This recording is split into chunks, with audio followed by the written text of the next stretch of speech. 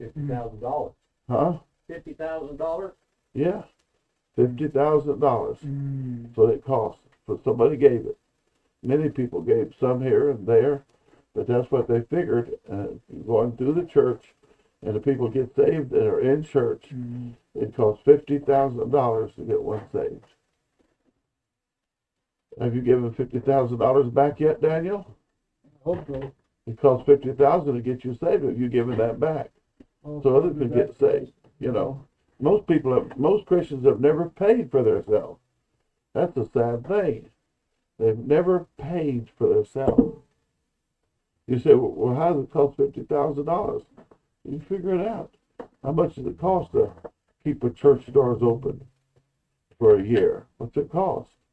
And you got to think of that. What's it cost? You have to pay a staff. You have to pay all the utilities, the upkeep. A lot of times the mortgage, trying to pay it off. What's it cost?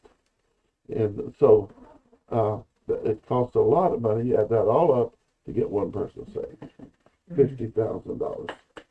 That's American money. And we figured out we get more than that as independents and fundamentalists because we have make it our number one thing to try to get people saved. So we get more people saved than other churches do. You need to know that. We really work at it. I mean, we had the mission experience. Doc, how many were saved at the mission? There were 50 people there and 10 professions of faith. Is that right? 20% got saved. Yeah, it's usually 10 to 15% is an average. 20% was good. Right. So we know how to get people saved. We know how to do the job. I was talking to Doc today.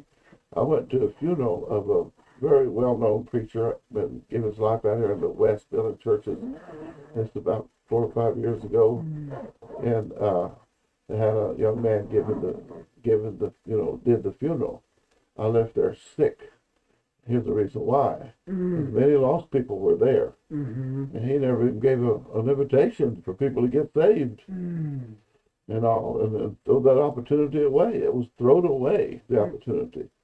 I mean, do you realize that dead person laying there in that casket